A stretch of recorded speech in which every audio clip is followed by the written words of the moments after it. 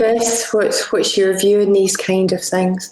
Do they work? Do they not? The points you made, they're all correct. There's a problem with the format. We still don't have the ideal format. Do we have just the leader of Labour and Conservatives because they're the only two people that can become Prime Minister? Do we only have parties that have MPs? Do we include parties that are polling really strongly like Reform?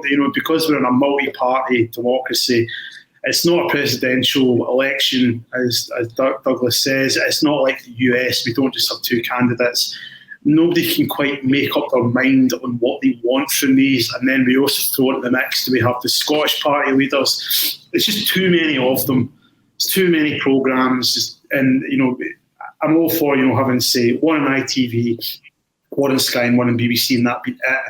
I don't think we need, even as Scottish political journalists, I don't think we need to hear from the Holyrood party leaders on a general election campaign in a debate format. They have their say, umpteen other places to do that.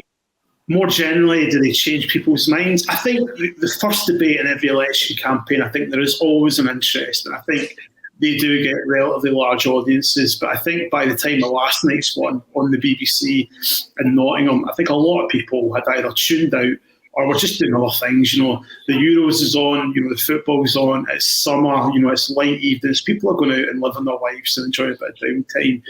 But Rishi Sunak chose to call an election campaign during this.